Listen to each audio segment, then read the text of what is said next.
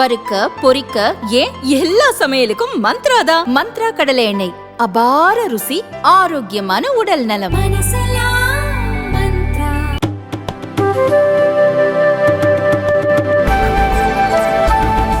அன்பார்ந்த பெரியவர்களே, தாய்மார்களே,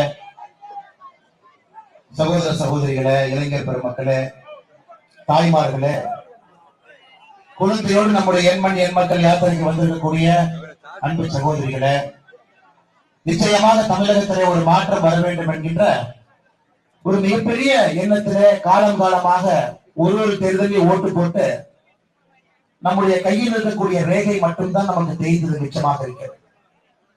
பல ஆட்சிகளை பார்த்திருக்கின்றோம், ஆட்சிகளை கொண்டு வந்திருக்கின்றோம், மாத்தி மாத்தி ஓட்டு போடுறோம். இன்னைக்குமே நம்முடைய தாய் தமிழ்நாட்டை திரும்பி பார்க்கும் பொழுது ஏழை மக்கள் ஏழைகளாக இருக்கின்றார்கள். விவசாய பெருமக்கள் விளைவிக்கக்கூடிய பொருட்களுக்கு விலையில்லாத ஒரு நாளாகத்தான் இன்னைக்கு இருக்கு. படித்துவிட்டு எத்தனையோ இளைஞர்கள், குறிப்பாக விக்கிரவாண்டி போன்ற இடத்துல படிச்சுட்டு வேலை இல்லாம இருக்கிறாங்க. ஒரு வேலை வேண்டும் என்றால் 3 மணி நேரத்துல சென்னைக்கு போகணும், 1.5 மணி நேரத்துல பாண்டிச்சேரிக்கு போகணும். இப்படித்தான் இன்னைக்கு இது போன்ற விக்கிரவாண்டி போன்ற ஊர்களுடைய நிலைமை இப்படித்தாங்க இருக்கு. ஊர்ல பாத்தீங்கன்னா அப்பா அம்மா இருப்பாங்க, தாத்தா பாட்டி இருப்பாங்க, ஆனா குழந்தைகள் எல்லாமே வெளியூர்ல வேலை பார்த்துக் கொண்டிருக்கிறார். 70 ஆண்டு காலமாக தமிழகத்துல எல்லா விதமான அரசியலை பார்த்து விட்டோம்.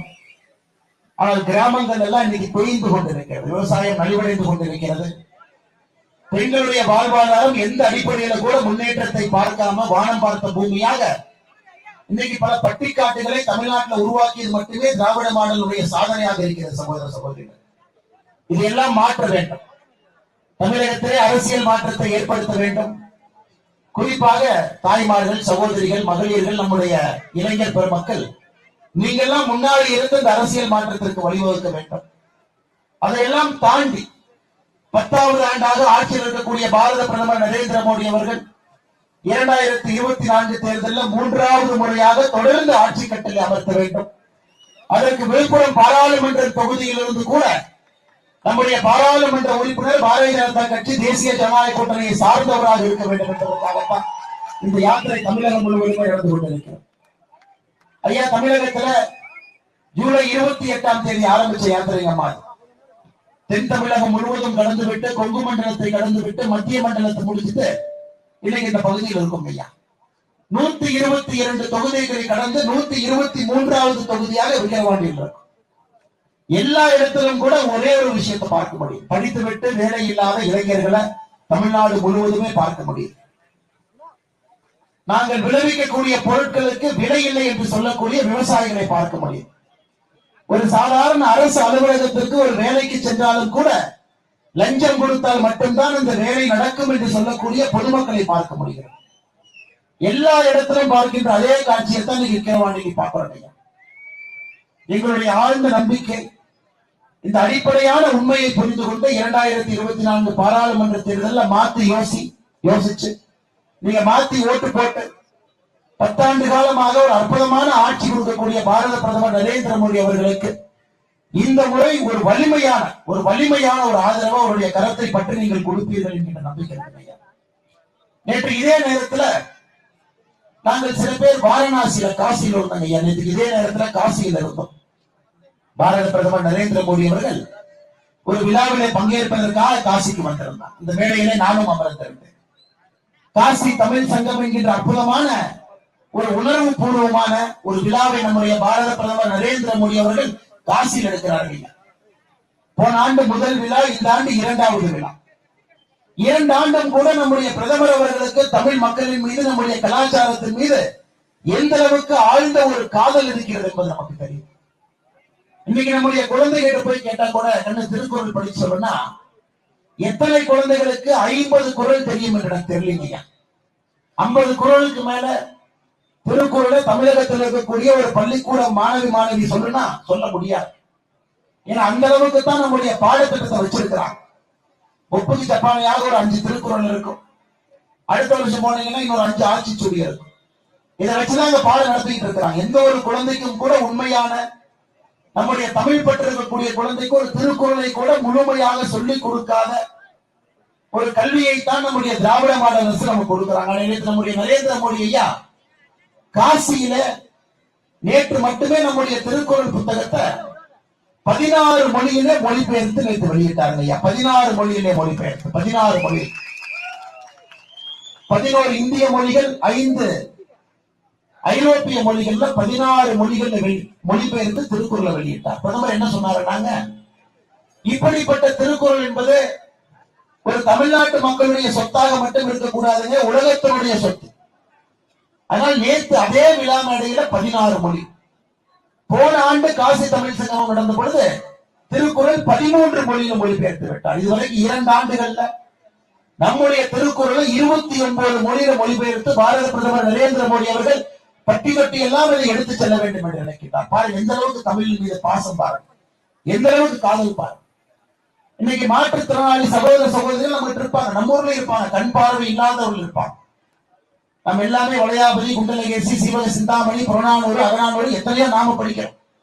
ஆனா அவர்களுக்கு படிப்பதற்கு வாய்ப்பு இல்லை. அவர்களுக்கு இந்த பெரிய ஸ்கிரிப்ட் ஒரு தனியான ஒரு ஸ்கிரிப்ட் இருக்குதுங்க ஐயா. அதை கையை வைத்து தடவி அது என்ன எழுதியிருக்கு அவங்க கண்டுபிடிச்சிருவாங்க. நேற்று நம்முடைய பாரத பிரதமர் அவர்கள் 46 சங்க இலக்கிய நூல்கள், புறநானூர்ல இருந்து, அகநானூர்ல இருந்து, சீவக சிந்தாமணியிலிருந்து, குண்டலகேசியிலிருந்து, வளையாபதியிலிருந்து, மணிமேகலையிலிருந்து 46 சங்க இலக்கியங்களை பார்வை இல்லாத சகோதர சகோதரிகள் படிக்க வேண்டும் என்பதற்காக அவர்களுக்காக அந்த பிரெயில் ஸ்கிரிப்ட் புத்தகத்தை நேற்று அதே மேடையில வெளியிட்டாங்க. உலகத்தில் இருக்கக்கூடிய எல்லோரும் படிக்க வேண்டும் என்கின்ற ஆசை. ஆனா இன்னைக்கு திமுக காரங்க யாராச்சும் இந்த மேடைக்கு வந்து இடத்துக்கோ வந்தாங்கன்னா அவர்கள் ஆட்சியுடைய சாதனையை பத்தி சொல்ல மாட்டாங்க ஐயா. 30 மாதமாக ஆட்சியில் இருக்கின்றார்கள், அந்த சாதனையை பத்தி சொல்ல மாட்டாங்க. திராவிட முன்னேற்ற கழகம் பாரதிய ஜனதா கட்சியின் மீது வைக்கக்கூடிய ஒரே ஒரு குற்றச்சாட்டு, பாஜக கட்சினா இந்தியை திணிப்பாங்க, இந்தியை கொண்டு வந்து மக்கள் மீது திணிப்பார்கள் என்பது மட்டும்தான் ஒரே ஒரு குற்றச்சாட்டா சொல்லி சொல்லி தமிழ்நாட்டு மக்களை ஏழையாக திராவிட முன்னேற்ற கழக அரசு மாற்றிக் கொண்டிருக்கிறது. அப்படி பாரதிய ஜனதா கட்சி இந்தியை திணிப்பதாக இருந்தால் எதற்காக பாரத பிரதமர் நரேந்திர மோடி அவர்கள் திருக்குறள் 29 மொழியில் எதுக்கு மொழிபெயர்த்து வெளியிடுறார்? இந்தியாவில் வேற ஏதாச்சும் ஒரு புத்தகத்தை மொழிபெயர்த்து வெளியிட்டு இருக்காரா? 46 சங்க இலக்கிய நூல்களை பார்வை இல்லாத சகோதர சகோதரிகள் படிக்க வேண்டும் என்பதற்காக எதுக்கு வெளியிடுறார்? காசியிலே நம்முடைய தமிழ் கலாச்சாரத்திற்காக எதற்காக சங்கமம் எடுக்கின்றார்? இது அனைத்துமே தமிழ்நாட்டு மக்கள் மீது, நம்முடைய கலாச்சாரத்தின் மீது இருக்கக்கூடிய ஆழ்ந்த காதலுடைய வெளிப்பாடு. நம்முடைய பாரத பிரதமர் நரேந்திர மோடி அவர்கள் தொடர்ந்து நம்முடைய கலாச்சாரத்திற்கு உறுதுணையாக இருக்கிறாங்க. நம்ம கொடுக்காத பணமே கிடைக்காது இல்லைங்கய்யா. தமிழ்நாட்டுல குறிப்பாக விழுப்புரம் மாவட்டத்திற்கு மட்டுமே கோடி கோடியாக நம்முடைய பாரத பிரதமர் அள்ளி கொடுத்திருக்காங்க. அது என்ன பண்ணிருக்காங்கன்னு அடுத்து சொல்றேன் கேள்வி. முதல்ல நாம என்ன கொடுத்திருக்கோம் நான் சொல்றேன் ஐயா. விழுப்புரம் மாவட்டத்தை இணைக்கக்கூடிய தேசிய நெடுஞ்சாலை, ஒரு தேசிய நெடுஞ்சாலை பக்கத்தில் நின்றுக்கிறோம். விழுப்புரம் மாவட்டத்திற்குள்ள வரக்கூடிய தேசிய நெடுஞ்சாலைகளுக்கு மட்டுமே இந்த 9 ஆண்டுகள்ல 4800 கோடி ரூபாய் சாலைக்காக மோடி ஐயா பணம் கொடுத்திருக்காரு. 1 ரூபாய் 2 ரூபாய் இல்லை. உங்களுடைய மாவட்டத்திற்குள்ள வரக்கூடிய தேசிய நெடுஞ்சாலைகள் நீங்க என்ன பாக்குறீங்களோ 4800 கோடி ரூபாய் பணம் கொடுக்கப்பட்டிருக்கு.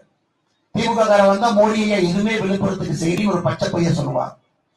விழுப்புரத்துல மட்டுமே கடந்த 9 ஆண்டுகள்ல வீடு இல்லாத நம்முடைய ஏழை தாய்மார்களுக்கு ஐயா கான்கிரீட் வீடே இல்ல, காலங்காலமாக குடிசை வீட்டில் இருக்கின்றன என்று சொல்லக்கூடிய நம்முடைய தாய்மார்களுக்கு இந்த ஒரு மாவட்டத்துல மட்டுமே மோடி வீடுன்னு சொல்றீங்களா? நம்ம மோடி வீடுன்னு ரொம்ப ஆசையா சொல்றீங்க. மோடி வீடு இந்த ஒரு மாவட்டத்துல மட்டுமே 76,904 மோடி வீடு கட்டப்பட்டு கொடுத்திருக்கிறது. ஒரு வீடு 2 வீடு இல்லை, 76,904 வீடு இந்த ஒரு மாவட்டத்துல மட்டுமே மோடி வீடு கட்டப்பட்டு கொடுத்திருக்கிறது. நம்முடைய பெரிய கனவு, நம்முடைய அம்மாவோ பாட்டியோ சகோதரியோ ஒரு குடத்தை எடுத்துக்கிட்டு ரோட்ல நடந்து போய் தண்ணியை கொண்டு வரக்கூடாது என்கின்றது நம்முடைய கனவு. நம்முடைய காலத்திலாவது நம்முடைய வீட்டுக்கு தண்ணி குடிநீர் பைப்புல வரணும். இதற்காக தாய்மார்கள் குடத்தை எடுத்துக்கிட்டு கிலோமீட்டர் கணக்கில் நடக்க வேண்டும் என்று உங்களுக்காகவே வீடு வீட்டுக்கு குடிநீர் என்கின்ற திட்டம், ஜல்ஜீவன் திட்டத்தின் மூலமாக இந்த ஒரு மாவட்டத்தில் மட்டுமே 2,67,008 வீட்டுக்கு குழாய் மூலமாக தண்ணி கொடுக்கப்பட்டிருக்கு. திமுக என்ன பண்ணுவானா, திமுக காரங்க எங்கெல்லாம் பஞ்சாயத்து தலைவரா ஒன்றிய கவுன்சிலரா இருக்கிறாங்களோ ஒரு வீட்டுக்கு 8,000 ரூபாய் கொடுங்க, 6,000 ரூபாய் கொடுங்க, இங்க பைப் போற 4,000 கொடுங்க. முழுசாக 100% மத்திய அரசனுடைய பணம், 100க்கு 100% உங்களுடைய வீட்டிற்கு குழாய் மூலமாக வரக்கூடிய குடிநீர் திட்டம் என்பது 100% மத்திய அரசுடைய பணம். ஆனா திமுகவுடைய சாதனை, திராவிட மாடல் அரசுடைய சாதனை என்னன்னாங்க, மத்திய அரசு கொடுக்கக்கூடிய திட்டத்துக்கு முதல் 5 ஆண்டுகள் ஸ்டிக்கர் வச்சு ஒட்டினாங்க. இப்ப என்ன தைரியமா ஆரம்பிச்சிருக்காங்கன்னா, மத்திய அரசுடைய திட்டத்தை உங்களுக்கு கொண்டு வந்து சேர்ப்பதற்காக பணத்தை வாங்கி கொண்டு திட்டத்தை கொண்டு வராங்க. இது ஒரு அநியாயம். இந்தியாவில் எங்கேயுமே இல்லை, தமிழகத்துல மட்டும்தான் இருக்குது. இலவச சமையல் எரிவாயு சிலிண்டர், எங்க வீட்டுல எல்பிஜி சிலிண்டர் இல்லைங்க ஐயா. மோடி ஐயா வர்ற வரைக்கும் விறகடுப்பு தான். மழை காலத்துக்கு முன்னாடி காட்டுல போய் சொல்லி விறகெல்லாம் கொண்டு வந்து வச்சிருவேன். 3 மாசம் மழை காலத்துல அதை வச்சுதான் நாங்க சமைப்பதெல்லாம் நாம பார்த்துக்கிறோம் ஐயா. நாம பார்த்திருக்கோம் நம்ம வீட்டுல. இன்னைக்கு அந்த ஒரு மாவட்டத்துல மட்டுமே மோடி ஐயா வந்த பிறகு கொடுக்கப்பட்ட கேஸ் சிலிண்டர், கேஸ் கனெக்ஷன் 1,30,371 வீடு விழுப்புரம் மாவட்டத்திற்கு மட்டுமே கொடுத்திருக்கிறோம் ஐயா. விவசாய பெருமக்கள் வரும் பொழுது அவர்கள் விளைவித்த கரும்புகளோடு வந்திருந்தார். கரும்புகளோடு வரவேற்பு கொடுத்து காலமாட்டை கொண்டு வந்து காலமாட்டில் ஏறணும் அப்படின்னு வற்புறுத்தி காலமாட்டு மேல அந்த மாட்டு வண்டி மேல ஏற வச்சாங்க. அவ்வளவு அன்போடு விவசாய பெருமக்கள் நெல்லு கொண்டு வந்திருந்தாங்க, வரவு கொண்டு வந்திருந்தாங்க, கம்பு சோளம் எல்லாம் கொண்டு வந்திருந்தாங்க. எதற்கு நாங்க ஐயா அந்த யாத்திரைக்காக வர்றதுக்காக இல்லைங்க. மோடி ஐயாக்கு நன்றி சொல்வதற்காக விவசாய பெருமக்கள் வந்திருந்தாங்க. எதுக்கு நன்றி சொல்றாங்க?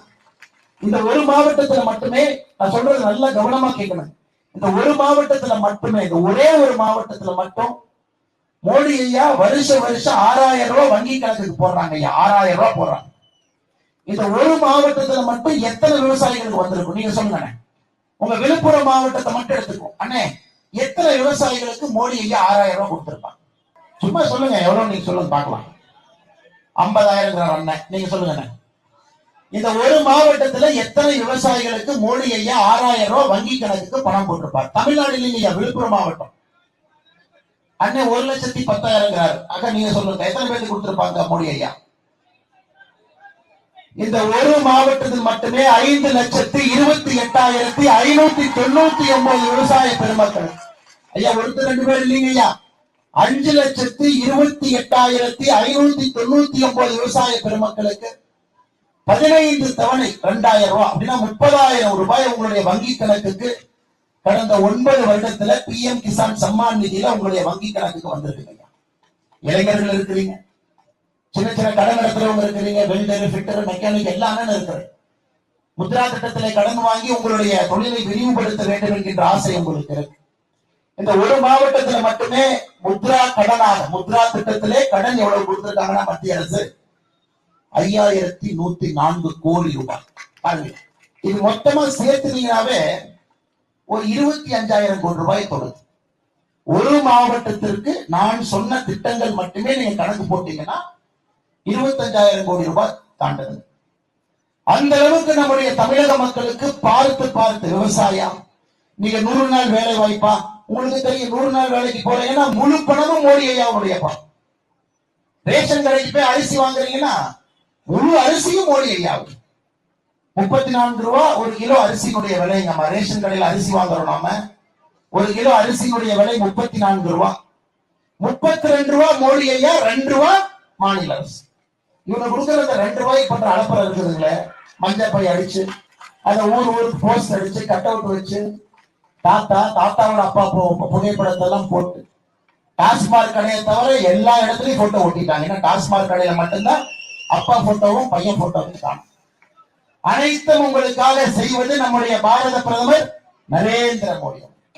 இதை நீங்க மறந்துடக்கூடாது. உங்களுடைய வளர்ச்சிக்காக, குறிப்பாக இளைஞர்களுடைய வளர்ச்சிக்காக, பெண்களுடைய வளர்ச்சிக்காக, விவசாயிகளுடைய வளர்ச்சிக்காக, வீட்டுல உங்களுக்கு குழாய் மூலமாக வருகின்ற குடிநீர் நீர் ஆரம்பித்து 6,000 ரூபாய் வங்கி கணக்கில் இருந்து அனைத்தும் கொடுப்பது நம்முடைய பாரத பிரதமர் நரேந்திர மோடி அவர்.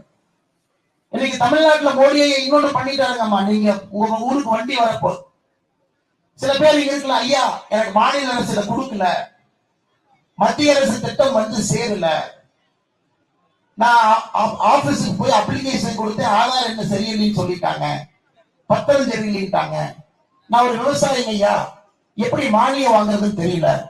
ஒரு பக்கம் பாத்தீங்கன்னா நம்முடைய ஸ்டால் சின்ன ஸ்டாலா இங்க போட்டிருக்கிறோம். உங்களுடைய ஊருக்கு 5 வண்டிகள் வந்திருக்கும், வந்துகிட்டே இருக்கு. அந்த வண்டியினுடைய பெயர் மோடி கேரண்டி வண்டி. மத்திய அரசு தமிழகத்துல 130 வண்டிகளை அனுப்பி இருக்கிறார். ஒரு வண்டியிலுமே மத்திய அரசுடைய அதிகாரிகள் இருப்பாங்க. நபார்டு வங்கியினுடைய அதிகாரி இருப்பாங்க, கிருஷி கேந்திராவுடைய அதிகாரி இருப்பாங்க, போஸ்டல் டிபார்ட்மெண்ட் அதிகாரி இருப்பாங்க. இனி வண்டி ஒரு கிராமமாக வர ஆரம்பிச்சிருக்கு. ஒரு கிராமத்துக்கு வந்து வண்டியை நிறுத்திட்டு நாங்களே கேட்போம், இந்த திட்டம் உங்களுக்கு வந்திருக்கா, வரலீங்களா, வண்டிகிட்ட வாங்க, இங்கேயே உங்க கைரேகை பதிவு செய்யக்கூடிய மிஷின் இருக்குது, இங்கேயே நீங்க பதிவு செஞ்சு கொடுங்க, இங்கேயே கையெழுத்து போடுங்க. உங்கள் திட்டங்கள் யாருக்காவது வராமல் இருந்தால் இவ்வளவு கொடுத்துங்க ஐயா, இன்னும் யாருக்காவது திட்டம் வராமல் இருந்தால் மோடி கேரண்டி வண்டி இந்தியா முழுவதும் வர ஆரம்பித்து விட்டது. தமிழகத்திற்கு 130 வண்டிகள் நம்முடைய பாரத பிரதமர் நரேந்திர மோடி, அந்த வண்டி தாங்க கவர்மெண்ட். நாம திமுக அரசு நம்ப போறது கிடையாது. திமுக அரசு திட்டங்களை கொடுக்கறனா கூட யாரு திமுக கரவேட்டி கட்டிருக்காங்க பார்த்து திட்டத்தை ஒதுக்குறாங்க. மோடி ஐயா பசுமாடு கொடுக்கிறார், வெள்ளாடு கொடுக்கிறார், ஆடு கொடுக்கிறார். அந்த திட்டம்லாம் உங்களுக்கு வருதான்னு கூட எனக்கு தெரியல. அதெல்லாம் 5 ஒரு கிராமத்துக்கு 10 வருதுன்னா திமுக கரவேட்டி யாரு கட்டிருக்கா 10 பேருக்கு கூட முடிஞ்சது, அப்படியே பையில தூக்கிட்டு போய் இதை உடைப்பதற்காக மோடி கேரண்டி என்கின்ற வண்டி பேரே மோடி கேரண்டி. ஆமா, மோடி கேரண்டி எப்படின்னா திண்டுக்கல் பூட்டையோட வலிமையானது. திண்டுக்கல் பூட்டை எவ்வளவு வலிமையான உழைக்க முடியுமா? மோடி கேரண்டி என்பது திண்டுக்கல் பூட்டையோட வலிமையானது மோடி கேரண்டி. சொன்னா செய்வாரு, அதான் மோடி கேரண்டி. அதனால்தான் இந்தியாவில் எங்கே தேர்தல் நடந்தாலும் கூட ஜெயிக்கிற ஒரே ஒரு கட்சி பாரதிய ஜனதா கட்சி. ராஜஸ்தான்ல தேர்தல் நடத்துங்க, பாரதிய ஜனதா கட்சி. சத்தீஸ்கர்ல நம்முடைய பழங்குடியின சகோதர சகோதரிகள் அதிகமாக இருக்கக்கூடிய பகுதியில தேர்தல் நடத்துங்க, பாரதிய ஜனதா கட்சி. மத்திய பிரதேசல 19 வருஷம் தொடர்ந்து ஆட்சியில் இருக்கிறாங்க, தேர்தல் நடத்துங்க, 80% சீட்டு ஜெயிச்சு மறுபடியும் பாரதிய ஜனதா கட்சி. ஏனென்றால் ஒரு முறை பாரதிய ஜனதா கட்சி ஆட்சிக்கு வந்துவிட்டால் பாரதிய ஜனதா கட்சி தான் தொடர்ந்து ஆட்சியில் இருக்கும். அப்படிப்பட்ட ஆட்சியை இந்தியா முழுவதும் நம்முடைய கட்சி கொடுத்துக் கொண்டிருக்கிறது. விழுப்புரத்துல இந்த மாற்றம் வேணும். 2 அமைச்சர்கள் இருக்கிறாங்க. ஒரு அமைச்சர் 2 பேர் இல்லைங்க, 3 பேர் இல்ல, 2 பேர் இருக்கிறாங்க ஒரே மாவட்டம். இந்த அமைச்சர்கள் செய்திருக்கக்கூடிய சாதனை என்னங்க? இந்த 2 அமைச்சர்கள் செய்திருக்கக்கூடிய சாதனை நான் சொல்றேன் கேள்வி. ஒரு அமைச்சர் செய்திருக்கக்கூடிய சாதனை என்னன்னாங்க, இந்த பகுதியிலே கள்ளச்சாராய சாவுகளை அதிகப்படுத்தியது. யார்? அண்ணன் மஸ்தான் அவர். மஸ்தான் அண்ணன் வந்ததுக்கு அப்புறம் தான் கள்ளச்சாராய சாவு 22 பேர், மரக்காணத்துல 14 பேர், செங்கல்பட்டுல 8 பேர், 22 பேர் கள்ளச்சாராய மருந்து இறந்திருக்கின்றார். இன்னைக்கு பெண்கள்லாம் ரொம்ப கோபமா இருக்குது. இந்த டாஸ்மார்க் வந்த பிறகு உங்களுடைய வருமானத்தை கரையான் அரிப்பதை போல டாஸ்மார்க் அரிச்சிட்டு இருக்குது இல்லைங்களா? கஷ்டப்பட்டு உங்களுடைய புருஷனோ மகனோ சகோதரனோ 500 ரூபாய் 600 ரூபாய் காட்டு வேலைக்கு எங்கேயாச்சும் போய் வேலை செஞ்சு பணத்தை கொண்டு வருவாங்க. வீட்டுக்கு வருகின்ற வழியிலே டாஸ்மார்க் 200 ரூபாய் பிடிக்கலாம். அரசுக்கு மட்டுமே டாஸ்மார்க் மூலமாக வரக்கூடிய வருமானம் என்பது 44,000 கோடி. அரசுக்கு வருமானம் ஒரு பக்கம் வந்தாலும் கூடங்க, அதை விட அதிகமான வருமானம் டாஸ்மார்க் யாரு சாராயம் கொடுக்கிறாங்களோ அந்த சாராய ஆலைக்கு வருகிறது. அண்ணன் டிஆர் பாலு சாராய ஆலையை வச்சிருக்காரு. டெல்டா பகுதிக்கு கூட வந்தீங்கன்னா நானே அந்த ஆலையை உங்களுக்கு காட்டுறேன். அண்ணன் ஜெகத் ரட்சகர் திமுகவுடைய எம்பி சாராய ஆலை வைத்திருக்கிறார். யாராவது இல்லைன்னு சொன்னா என் கூட வாங்க, அந்த கம்பெனியை காட்டு. இவர்கள் தயாரிக்கக்கூடிய சாராயத்தை விற்பதற்கு தமிழக அரசுக்கு டாஸ்மார்க் தேவைப்படுகிறது.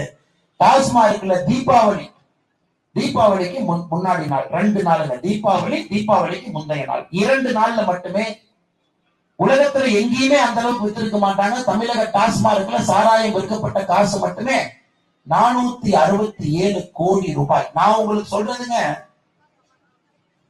நான் மூச்சு முட்டை உங்களுக்கு சொல்லிட்டு இருக்கேன். மோடி ஐயா 76,000 பேருக்கு வீடு, மோடி ஐயா 2,66,000 பேருக்கு குடிநீர் நீர், மோடி ஐயா இலவச கழிப்பறைகள் விழுப்புரத்துல 2,48,000, சமையல் எரிவாயு சிலிண்டர் 1,30,000 மூச்சு முட்டை சொல்லிட்டு இருக்காரு. திமுக மூச்சு முட்டை என்ன சொல்றான்னு தெரியுங்களா? தீபாவளிக்கு முன்னாடி நாள் எங்க தளபதி ஆட்சியில 467 கோடி ரூபாய் சாராயம் வித்திருக்கோம். எப்படிப்பட்ட ஆட்சி பாரு. இந்த 2 ஆட்சிக்கும் இருக்கக்கூடிய அடிப்படையை பாரு. தண்ணி கொடுத்திருக்கோம், கழிப்பறை கட்டி கொடுத்திருக்கிறோம், எரிவாயு சிலிண்டர் கொடுத்திருக்கிறோம், விவசாய பெருமக்களுக்கு நிதி கொடுத்திருக்கின்றோம். ஒரு பக்கம் நாம சொல்றோம், அவங்க ஏதோ சூப்பர் ஸ்டார் படம் 100 கோடி ரூபாய் வசூல் பண்ற மாதிரி நாங்க 467 கோடி ரூபாய் வசூல் பண்ணியிருக்கோம். அதனால் தாய்மார்களே, சகோதரிகளே, நீங்கள் யாரும் கூட டாஸ்மார்க் இருக்கும் வரை தமிழகத்திலே திராவிட முன்னேற்ற கழகத்தினுடைய எந்த பொறுப்பில் இருக்கக்கூடிய எந்த மனிதன் நடத்தக்கூடிய கடைசி சாராய ஆலை இருக்கும் வரை நீங்க திமுக ஓட்டு போடக்கூடாது. உங்க சகோதரனாக நான் உங்கள்கிட்ட வேண்டுகோள் வைக்கிறேன். நான் இது போன்ற ஒரு சாதாரண கிராமத்துல தான் நம்ம பிறந்து வந்தேன். 32 வீடு எங்க கிராமம். விக்கிரவாண்டி 10 மடங்கு எங்க கிராமத்தை வரும். 32 வீடு இருக்கக்கூடிய கிராமத்துல பிறந்து வந்திருக்கிறேன். நீங்க படுற எல்லா கஷ்டத்தையும் பட்டு மைக்கில் உங்க முன்னாடி நான் பேசிட்டு இருக்கிறேன். ஏழை என்கின்ற வலிவை முழுமையாக உணர்ந்து இங்க வந்து இந்த மைக்கில் பேசுறேன். எனக்கு முழுமையாக தெரியும், ஒரு இளைஞர் இங்கிருந்து ஒரு இலங்கை அடுத்த கட்டம் செல்ல வேண்டும் என்றால் கல்வி கல்வி கல்வி கல்வி வேண்டும் என்றால் அந்த ஊர்ல சாராயம் இருக்கக்கூடாது. சாராயமும் கல்வியும் ஒன்னா இருக்க முடியாது.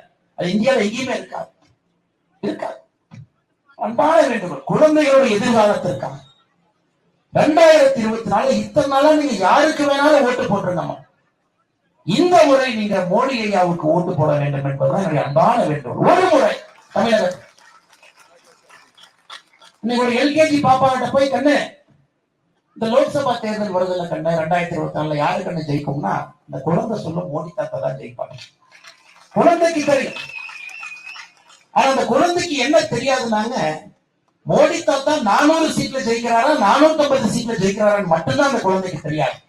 ஆனா 400 சீட்டை தாண்டி 2024 பாராளுமன்ற தேர்தல்ல மோடி தாத்தா ஜெயிக்கிறார் அந்த குழந்தைக்கு கூட தெரியும். பொழுது இது ஸ்டாலின் அவர்களுக்கும் தெரியும், கரவேற்றி கட்டியிருக்கக்கூடிய எல்லா திமுக காரங்களுக்கும் தெரியும், அனைவருக்கும் தெரியும். மறுபடியும் 3வது முறை மோடி வர்றாங்க. நாங்க உங்களுக்கு அளிக்கிற வேண்டுகோளுங்க, நம்ம எம்பி அந்த 400ல இருக்கட்டுமே. விழுப்புரம் பாராளுமன்றத்தினுடைய தொகுதி எம்பி இருக்கட்டுமே. நம் எம்பி நமக்கு வேலை செய்யக்கூடிய, ஆட்சிக்கு மோடி வரும்பொழுது ஆட்சிக்கு துணையாக இருக்கக்கூடிய நம் எம்பி நிக்கட்டுமே. நம் எம்பி நம்ம கொண்டு வந்து நிப்பாட்டோங்க. நமக்கு தேவையான வளர்ச்சியை நம்முடைய எம்பி இருந்து உரிமையை நம்ம பெற்றுக்கலாங்க. செய்ய நம்ம சொல்லலாம். அதற்காகத்தான் நம்ம அந்த யாத்திரை இளைஞர்களுக்கு உறுதியாக சொல்ல வேண்டும் என்றால், நம்முடைய எம்பி வந்தா மட்டும்தாங்க விக்கிரவாண்டியில விழுப்புரம் பாராளுமன்ற தொகுதிக்கு நிறுவனத்தை கொண்டு வருவதை பற்றி நம்முடைய ஆட்சியில தான் நாங்கள் கொண்டு வரப்போம். இங்கே நிறுவனங்கள் வந்தால் மட்டும்தான் படித்த குழந்தைக்கு இந்த உள்ளூர்ல வேலை. இல்லாட்டி பொன்முடி அண்ணனுடைய பையன் தமிழ்நாடு கிரிக்கெட் அசோசியேஷனுடைய செக்ரட்டரியா இருப்பார். படித்த படிக்காத திமுக யார் இருந்தாலும் கூட வேலை அவர்களுக்கு, குடும்ப வேலை அவங்களுக்கு. நம்ம சாதாரண இளைஞர்களுக்கு வேலை கிடைக்காது. உழைக்க வேண்டும் என்றால் பாரதிய ஜனதா கட்சி, பாரத பிரதமர் நரேந்திர மோடி அவர்கள் 3வது முறையாக ஆட்சிக்கு வரும் பொழுது நம்முடைய பாராளுமன்ற உறுப்பினரை விழுப்புரம் பாராளுமன்ற தொகுதியிலிருந்து நீங்கள் பெற்றுக்கொள்ள வேண்டும் என்கின்ற அன்பான வேண்டுகோளை வைப்பது மட்டும் இல்லைங்க. பொன்முடி அண்ணனை பற்றி ஒரு வரி சொல்லிட்டு போயிடுறேன். இன்னைக்கு பொன்முடி அண்ணன் வந்தாலே பிரச்சனை தான். பெண்கள் போய் ஐயா இந்த வேலை செஞ்சு கொடுங்கன்னா ஓசி தானே அப்படிப்பா. ஏதோ நமக்கெல்லாம் மானம் ரோஷம் இல்லை. இந்த வெள்ளச்சட்ட வெள்ள வேட்டி போன்றவர்கள் மட்டும்தான் தமிழ்நாட்டில் மான ரோஷம் இருக்குன்னு சில கட்சிகள் இங்கே அரசியல் செய்து கொண்டிருக்கிறார்கள் காலங்காலமா. அதை தாண்டி யாராவது பிற்படுத்தப்பட்ட சமுதாயத்திலிருந்து, பட்டியலின சமுதாயத்திலிருந்து சகோதரி மேடையில் இருந்தா பொன்முடி அவர்களே கேட்பாங்க, ஏமா நீ எஸ்சி தானே,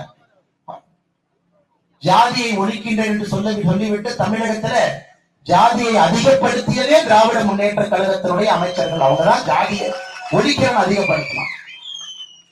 ஜாதியை வைத்து பிளவுபடுத்தி ஒற்றுமையெல்லாம் குலைத்து விட்டு அதை வைத்து அரசியல் குளிர்காயக்கூடிய ஒரே ஒரு கட்சி திராவிட முன்னேற்ற கழகம். சமீபத்தில் நீங்க பத்திரிகையில படிச்சிருக்கலாம், குறிப்பா சகோதரிகள் பத்திரிகையில படிச்சிருக்கலாம். பொன்முடி என்னுடைய இல்லத்துல அமலாக்கத்துறை ரைடு பண்ணாங்க, பணம் எடுத்தாங்க. ஆச்சரியம் என்னன்னாங்க, ரைடு பண்ணும்போது பணம் எடுப்பாங்க. ஒரு 100 ரூபாய் கட்டு, ஒரு 500 ரூபாய் கட்டு, ஒரு 10 500 ரூபாய் கட்டு, அல்லது ஒரு சூட்கேஸ்ல பணம், ட்ரங்க் பெட்டியில பணம், இதான் பார்த்திருக்கோம்.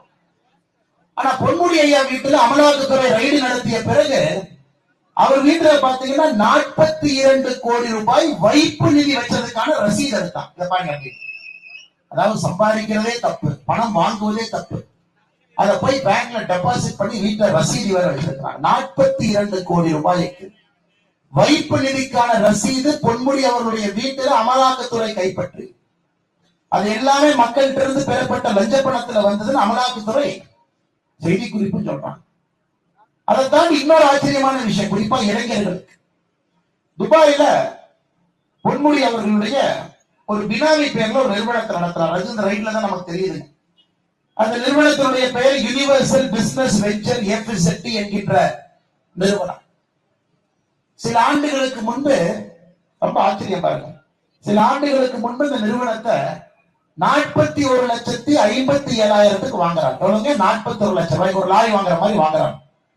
41,57,000 அந்த நிறுவனத்தை வாங்கி திமுக ஆட்சிக்கு வந்த பிறகு 2022 அதே நிறுவனத்தை 110 கோடி ரூபாய்க்கு விற்கிறாங்க. எப்படிங்க? லாட்டரி சீட்டு மாதிரி 41,57,000 வாங்கப்பட்ட யுனிவர்சல் பிசினஸ் வெஞ்சர் எஃபிசிட்டி என்கின்ற நிறுவனம் 2022 110 கோடி ரூபாய்க்கு விற்கப்படுகிறது. இப்ப நீங்க புரிஞ்சுக்கணும், இவங்கிட்ட இருக்கிறது 1 ரூபா, 2 ரூபா, 10 ரூபா, 100 ரூபா, 1000 ரூபா, 1 லட்சம், 10,000, 1 கோடி இல்லைங்க. அதனால்தான் திமுகவினுடைய ஊழலை அம்பலப்படுத்துவதற்காக டிஎம்கே ஃபைல்ஸ் என்பதை பாரதிய ஜனதா கட்சி வெளியிட்டோம். 50,000 கோடி, 36,000 கோடி, 21,000 கோடி பணம் இப்படிதாங்க இருக்கு. நீங்க தான் 1 கோடி 2 கோடி கொள்ளடிக்க நினைச்சிருக்காரு. நாங்கள் வெளியிட்ட பட்டியல்ல முதல்ல இருக்கக்கூடிய திமுக 61,000 கோடி ரூபாய் சொத்து. எவ்வளவு? 61,000 கோடி. எப்படி குழந்தைகளுக்கு வேலை கிடைக்கும்? எப்படி ஏழை தாய் முன்னேறுவார்கள்? எப்படி விவசாய பெருமக்களுக்கு விளைகின்ற பொருளுக்கு உரிய வேலை எப்படி கிடைக்கும்? எப்படி விக்கிரவாண்டியினுடைய தலைவருக்கு எப்படிங்க மாறும்? மாறாது. வரக்கூடிய பணம் அனைத்தும் கொள்ளையடிக்கப்பட்டுக் கொண்டிருக்கிறது, பதுக்கி வைக்கப்பட்டுக் கொண்டிருக்கிறது. 41 லட்சம் ரூபாய்க்கு ஒரு நிறுவனத்தை வாங்கி 110 கோடி ரூபாய் வித்து பார்த்திருக்கிறீங்களா? அதெல்லாம் ஹவாலா முறையிலே பணத்தை அனுப்பி அனுப்பி நிறுவனத்தோட ஈக்குட்டி அதிகப்படுத்தி வைத்திருக்கிறார். இதற்காகத்தான் அமலாக்கத்துறை ரைடு பண்ண வந்திருக்கிறார். இவர்கள் யாருமே உத்தமர்கள் கிடையாது. மஸ்தானாக இருந்தால் இங்கே பெண்களுடைய தாலி அறுப்புக்கு காரணம் இந்த மாவட்டத்தினுடைய அமைச்சர் மஸ்தான். பொன்முடி அவர்களாக இருந்தால் ஒரு ஏழை தாய் இன்னைக்கு நைட்டு பசியோட ஒரு ஏழை தாய் இன்னைக்கு தூங்குறாங்கன்னா அதற்கு காரணம் பொன்முடி. ஒரு ஏழை மாணவன் சரியா படிக்க முடியல, வசதி இல்லைன்னா அதற்கு காரணம் பொன்முடி. ஒரு ஏழை மாணவன் படித்து விட்டு அந்த தலைமுறையும் ஏழையா இருக்கிறான். தாத்தாவும் ஏழை, எங்க அப்பாவும் ஏழை, நானும் ஏழைங்கன்னா என்னங்க ஜனநாயகம்? 4 தலைமுறையாக கூலி வேலை செய்தால் அது ஜனநாயகமா? அதான் திராவிட மாடல் ஆட்சியா? 70 ஆண்டு காலமாக 4 தலைமுறையா நான் கூலி வேலைங்க. கலைஞர் ஐயா காலத்துல கூலி வேலை எங்க தாத்தா, ஸ்டாலின் ஐயா காலத்துல எங்க அப்பா கூலி வேலை, உதயநிதி ஸ்டாலின் ஐயா காலத்துல நான் கூலி வேலை, அடுத்து இன்பநிதி ஸ்டாலின் வரும்போது என் பையன் கூலி வேலை. இதான் தமிழ்நாட்டுல 40% மக்களுடைய நிலை. திமுக நிலைமை பார்த்தீங்கன்னா இன்னும் மோசம். ஸ்டாலின் ஐயாவுக்கு போஸ்ட் ஒட்டுவோம், கலைஞர் ஐயாவுக்கும் போஸ்ட் ஒட்டுவோம், உதயநிதி ஸ்டாலின் அவர்களுக்கும் போஸ்ட் ஒட்டுவோம், இன்பநிதி ஸ்டாலினுக்கும் போஸ்ட் ஒட்டுவோம். போஸ்ட் ஒட்டுவது மட்டுமே குலத்தொழிலாக திமுக தொண்டர்கள். ஆனா இன்னைக்கு பாரதிய ஜனதா கட்சி உறுதியா அந்த மைக்கில் நான் சொல்றேங்க, இந்த யாத்திரை ஒரு விதத்துல தமிழ்நாட்டினுடைய அடுத்த கட்ட முதலமைச்சர்களை கண்டுபிடிப்பதற்கான யாத்திரை, அடுத்த கட்ட எம்எல்ஏக்களை கண்டுபிடிப்பதற்கான யாத்திரை, அடுத்த கட்ட பாராளுமன்ற உறுப்பினர்களை கண்டுபிடிப்பதற்கான யாத்திரை. வேணும், தலைவர்கள் வேண்டும். அதுவும் ஏழை தாயினுடைய மகனாக இருந்தால் நாங்கள் புண்ணியம் செய்திருக்கின்றோம். ஒரு ஏழையினுடைய வலியை உணர்ந்த தலைவர் எங்களுக்கு வேணும். பசினா என்னன்னு தெரிஞ்ச ஒரு ஆள் எங்களுக்கு வேணும். ஒரு பெண் அவங்களை தலைவராக்குவதற்காக மோடிஜி துடிச்சிட்டு இருக்க. 3 சட்டசபையில தேர்தல் முடிந்த பிறகு யாருங்க முதலமைச்சர்? சாதாரண எம்எல்ஏக்களை எடுத்து யார் மக்களுக்கு பணி செய்வார்கள் என்று முதலமைச்சர் ஆக்கியிருக்கிறோம். ஒரே குடும்பத்தில் பிறக்கணும் ரூல் இருக்குதுங்களா? ராஜஸ்தான்ல யாரு நம்ம முதலமைச்சர்? முதல் முறை எம்எல்ஏ அவர் ராஜஸ்தானுடைய முதலமைச்சர். சத்தீஸ்கர்ல பழங்குடியினம் எஸ்டி அந்தஸ்தில் இருக்கக்கூடிய பழங்குடி இனத்திலிருந்து சகோதரர் முதலமைச்சர். மத்திய பிரதேசல மறுபடியும் முதல் தலைமுறை அரசியல்வாதி முதலமைச்சர். தமிழகத்திலும் இதை மாற்ற வேண்டும் என்பதற்காக பாரதிய ஜனதா கட்சி போராடி கொண்டிருக்கிறது. அதனால் இளைஞர்கள் உறுதியாக இதை நீங்கள் புரிந்து கொள்ள வேண்டும். திமுக இந்திய தெரிக்கிறான்னு சொல்லணும். எங்கேயா மோடி இந்திய தெரிக்கிறார்? மோடி தமிழத்தையா தெரிக்கிறார். காசியில கொண்டு போய் திருக்குறளை திரிக்கிறார், ஐநா சபையில கொண்டு போய் கணியன் பூங்கொண்டனார் திரிக்கிறார், போன இடத்துல அகனானூர் புறநானூரை திரிக்கிறார். எங்க இந்திய திரிக்கிறார்? மோடிஜி தமிழை திரிக்கிறார். உங்களுக்கு எல்லாம் ஒரு பெரிய ஆசை என்னன்னா, மோடிஜி ஐயா ஹிந்தியில பேசும் பொழுது அதை அப்படியே தமிழ்ல எங்களுக்கு யாராச்சும் மொழிபெயர்த்து சொன்னா நல்லா இருக்குமே. ரொம்ப நாளா பெண்கள் கேட்கிறாங்க, ஐயா மோடி ஐயா பேசினதுக்கு அப்புறம் நீங்க தமிழ்ல மொழிபெயர்க்கிறீங்க, எங்களுக்கு அது வேண்டாம். மோடி ஐயா பேச பேச நாங்க தமிழ்ல கேட்கணும். நேற்று மோடி ஐயா அதை பரிசு பண்ணி பார்த்துட்டாரு. நேற்று ஒரு புது டெக்னாலஜி ஆர்டிபிஷியல் இன்டெலிஜென்ஸ் மூலமாக காசி தமிழ் சங்கத்துல இந்தியாவிலே முதல் முறையாக மோடி அவர்கள் ஹிந்தியிலே பேச பேச கம்ப்யூட்டர் அதை தமிழ்ல மொழிபெயர்த்து சொல்லிக்கிட்டே இருந்துச்சு. நேற்றுதான் முதல் முறையாக மோடிஜி உங்களுக்கு இருக்கக்கூடிய அதே கோபம் மோடிஜிக்கு இருக்கு. தமிழ்நாட்டு மக்கள்கிட்ட நேரடியா நான் தமிழிலே பேச வேண்டும் என்று நினைக்கின்றார். அவர் பேச பேச நீங்க தமிழ்ல கேட்கணும், டிவியில தமிழ்ல வரணும், ஹிந்தியிலே வரக்கூடாது. அதற்கான முதல் முயற்சியை நேற்று வாரணாசியிலே காசி தமிழ் சங்கத்தில் எடுத்திருக்கின்றோம். இன்னும் ஒரு 3-4 மாத காலத்துல தமிழ்நாட்டில் நடக்கக்கூடிய பொதுக்கூட்டத்துல இது நிச்சயமாக மோடி அவர்கள் ஹிந்தியிலே பேசும் பொழுது ரியல் டைம் நேருக்கு நேராக அது தமிழ்ல நீங்கள் கேட்கக்கூடிய வசதியை பாரதிய ஜனதா கட்சி கொண்டு வரும். இதை வச்சுதான் திமுக காரை ஓட்டிட்டு இருக்கு. மோடி அவர்கள் பேசுவது மட்டும் தமிழ் உங்களுக்கு நேருக்கு நேர் நீ கேட்டீங்கன்னா அது மோடிஜியினுடைய குரல் கேட்டீங்கன்னா திமுக கதை அடுத்த நாளே முடிஞ்சது. அதற்கான எல்லா முயற்சியும் எடுத்து நேற்று சோதனை ஓட்டம் காசியை நடத்தி இருக்கின்றோம். நிச்சயமாக தமிழகத்தினுடைய அரசியல் களத்திலே பாராளுமன்ற தேர்தலுக்கு முன்பு அதை நடத்தி காட்டுவோம் என்று சொல்லி பெரும் திரளாக விக்கிரவாண்டியில உங்களுக்கு தெரியலையா, விக்கிரவாண்டியினுடைய அரசியல் தன்மை நமக்கு தெரியும். சுதந்திரத்திற்கு பிறகு எப்படிப்பட்ட கட்சிகள்லாம் இருந்தாங்க, பாரதிய ஜனதா கட்சி எப்படி வளர்ச்சி பாதையில இருக்கு. ஆனா இன்னைக்கு வந்திருக்கக்கூடிய எழுச்சியும் கூட்டத்தையும் விக்கிரவாண்டியில பார்க்கும் பொழுது நீங்கள் முடிவு செய்து விட்டீர்கள், எதிர்காலம் நம்முடைய பாரதிய ஜனதா கட்சி மட்டும்தான். ஆண்ட கட்சிகள் வேண்டாம், ஆண்ட கழகங்கள் நமக்கு வேண்டாம், நமக்கு மோடி மட்டும்தான் வேண்டும் என்கின்ற உண்மையை நீங்கள் புரிந்து கொண்டு அற்புதமான யாத்திரைக்கு வந்திருக்கின்றீர்கள். உங்கள் அனைவரையும் இந்த நேரத்தில் வாழ்த்தி வணங்கி நன்றி பாராட்டி இந்த அற்புதமான யாத்திரை நடப்பதற்கு காரணமாக இருந்த இந்த மாவட்டத்தினுடைய தலைவர், முன்னாள் சட்டமன்ற உறுப்பினர், மிக கடுமையாக உழைக்கக்கூடிய என்னுடைய அன்பண்ணன் VLT கலிவர்தன் அவர்கள் என்னோடு நின்று கொண்டிருக்கின்றார்கள். அவருக்கு என்னுடைய வாழ்த்துக்களை வணக்கங்களை தெரிவித்து நம்முடைய மாநில துணைத் தலைவராக இருந்து சுதந்திர இந்தியாவிலேயே 1952 நடத்தப்பட்ட முதல் தேர்தல்ல ஐயா கோவிந்தசாமி அவர்கள் இந்த தொகுதியினுடைய சட்டமன்ற உறுப்பினர், முதல் எம்எல்ஏ. அவருடைய புதல்வனாக இன்று பாரதிய ஜனதா கட்சியினுடைய வளர்ச்சிக்கு அரும்பாடுபட்டுக் கொண்டிருக்கக்கூடிய மூத்த தலைவர், முன்னாள் சட்டமன்ற உறுப்பினர் அண்ணன் AG சம்பத் அவர்கள் நம்மோடு நின்று கொண்டிருக்கிறார்கள். அவருக்கு என்னுடைய வாழ்த்துக்களை வணக்கங்களை தெரிவித்து, குறிப்பாக இந்த பகுதியில எல்லாரும் என்ன சொல்லுவாங்கன்னா பாரதிய ஜனதா கட்சி இல்லைமா. பாரதிய ஜனதா கட்சி கன்னியாகுமரியில் இருக்குது, கொங்குல இருக்குது, கோயம்புத்தூர்ல இருக்குது, திருநெல்வேலியில் இருக்குது, விக்கிரவாண்டியில் இல்லை. ஆனா இன்னைக்கு யாராச்சும் மாற்று கட்சி விக்கிரவாண்டி பார்த்தா என்னங்க ஊரே பாரதிய ஜனதா கட்சியா மாறிடுச்சான்னு சொல்லும் அளவுக்கு இந்த யாத்திரை நடந்திருக்கிறது. அதற்கு மிக முக்கிய காரணமாக இருந்து கட்சியினுடைய வளர்ச்சிக்கு அயராது உழைத்துக் கொண்டிருக்கக்கூடிய மாநில செயலாளர், விழுப்புரம் மாவட்டத்தினுடைய பெருங்கோட்ட பொறுப்பாளர் அன்பு சகோதரர் வினோத் பி செல்வம் அவர்களுக்கு என்னுடைய வாழ்த்துக்களை வணக்கங்களை தெரிவித்து, விழுப்புரம் தெற்கு மாவட்டத்தினுடைய பார்வையாளரும் இந்த மாநில செயலாளரும் இருக்கக்கூடிய மிக கடுமையாக உழைக்கக்கூடிய அருமை சகோதரி மீனாட்சி வித்யாசுந்தர் அவர்களுக்கு என்னுடைய வாழ்த்துக்களை வணக்கங்களை தெரிவித்து, முன்னாள் பேரூராட்சி மன்ற தலைவரும் மாவட்டத்தினுடைய பொருளாளர், மூத்த உறுப்பினர், இதற்கு முன்பு அவருடைய இல்லத்திற்கு செல்லக்கூடிய வாய்ப்பு கிடைத்தது அண்ணன் குமாரசாமி அவர்கள் நின்று கொண்டிருக்கிறார்கள்.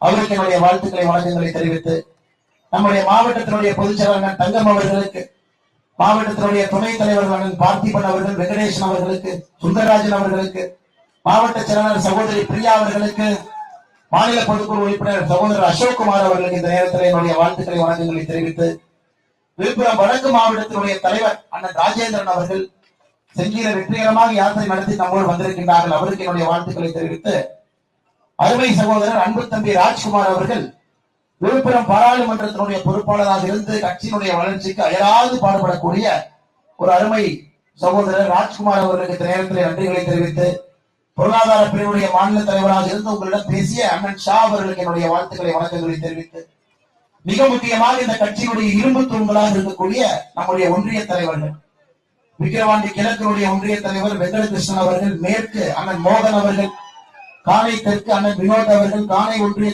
தலைவர் வடக்கு அண்ணன் சந்திரசேகர் அவர்கள், நம்முடைய பத்திரிகை நண்பர்கள் நம்மோடு யாத்திரையினுடைய ஆரம்ப பகுதியிலிருந்து கடைசி பகுதி வரை வந்திருக்கின்றார்கள். அவர்கள் நன்றியை தெரிவித்து, காவல்துறை அதிகாரிகள், காவல்துறை சகோதரர்கள் நமக்கு பாதுகாப்பு அளித்து நம்மோடு இந்த யாத்திரையில ஆரம்பத்திலிருந்து கடைசி வரை வந்திருக்கின்றார்கள். காவல்துறை நண்பர்களுக்கு எங்களுடைய நன்றிகளை வாழ்த்துக்களை தெரிவித்து, மிக முக்கியமாக இந்த யாத்திரைக்கு வந்திருக்கக்கூடிய சகோதரிகள், பொதுமக்கள், விவசாய பெருமக்கள், இல்லத்தரசிகள், குழந்தைகள், இளைஞர்கள் எல்லோருமே இந்த யாத்திரைக்கு வந்து 2-3 மணி நேரமாக இந்த தொகுதியில அந்த யாத்திரையில பங்கெடுத்து விக்கிரவாண்டி வருகின்ற காலத்துல பாரதிய ஜனதா கட்சியின் பக்கம் என்கின்ற உறுதியான ஒரு குரலை நம்ம கொடுத்திருக்கிறீங்க. உங்கள் அனைவருக்கும் இந்த நேரத்துல நன்றி கலந்த வாழ்த்துக்களை வழக்குகளை தெரிவித்து, விக்கிரவாண்டி பகுதி நகருக்குள்ள யாத்திரை நடந்தாலும் கூட பக்கத்து கிராமத்துல இருந்து எல்லாரும் வந்திருக்கிறீங்க. ஏன்னா எல்லா கிராமத்துக்கும் வர முடியாதுங்க ஐயா.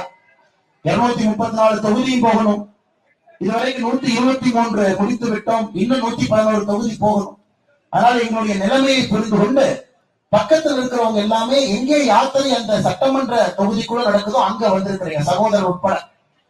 அனைவருக்கும் இந்த நேரத்தில் நன்றி கலந்த வாழ்த்துக்களை வணக்கங்களை தெரிவித்து, விழுப்புரம் பாராளுமன்ற தொகுதி ஐயா மாற்றம் வேண்டும். ஏழைகளுக்கான அரசு மறுபடியும் இருக்கணும். இளைஞர்களுக்கு வேலை வாய்ப்பு உருவாக்கணும். ஊழல் அரசு வேண்டாம். 110 கோடி ரூபாய் சம்பாதிக்கிறவங்க வேண்டாம். 42 கோடி ரூபாய் டெபாசிட் வச்சிருக்கிறவங்க வேண்டாம். கள்ளச்சாராய விற்கிறவங்க துணை போறவங்க வேண்டாம். நேர்மையான ஊழல் இல்லாத ஒரே ஒரு மனிதர் இந்தியாவில் பாரத பிரதமர் நரேந்திர மோடியினுடைய கட்சி பாரதிய ஜனதா கட்சி. இந்த முறை நீங்கள் வாக்களிக்க வேண்டும். தேசிய ஜனநாயக கூட்டணிக்கு வாக்களிக்க வேண்டும்.